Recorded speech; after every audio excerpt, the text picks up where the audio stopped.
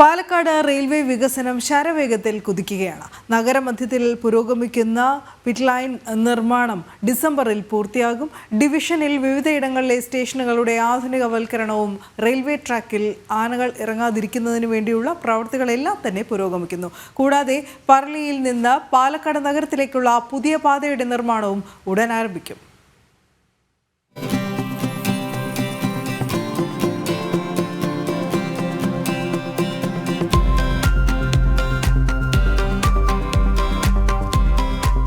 Palakkad നഗരമധ്യത്തിൽ town railway സ്റ്റേഷന് സമീപം പതിറ്റാണ്ടുകളായി കാടു കയറിക്കിടന്നിരുന്ന ഭൂമിയിലാണ് റെയിൽവേയുടെ പിറ്റ് ലൈൻ നിർമ്മാണം പുരോഗമിക്കുന്നത്. 67 കോടി രൂപ ചിലവിൽ നടക്കുന്ന പിറ്റ് ലൈൻ നിർമ്മാണം ദ്രുതഗതിയിലാണ് മുന്നോട്ട് പോയിക്കൊണ്ടിരിക്കുന്നത്.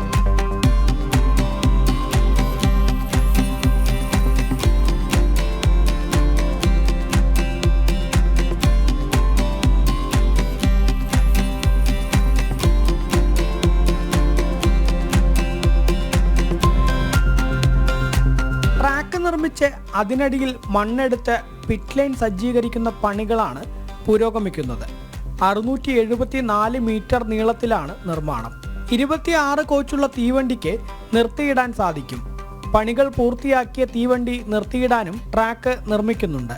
മെക്കാനിക്കൽ ഷെഡ്, ഇലക്ട്രിസിറ്റി ഓഫീസ് തുടങ്ങിയ പണികളാണ് ട്രാക്കിനു പുറമെ നിർമ്മിക്കാനുള്ളത്. എല്ലാ പണിയും അതിവേഗം തീർക്കുമെന്നും ഡിസംബറിൽ പിറ്റ് ലൈൻ പൂർണ്ണ സജ്ജമാവുമെന്നും ADRM അനിൽകുമാർ പറഞ്ഞു.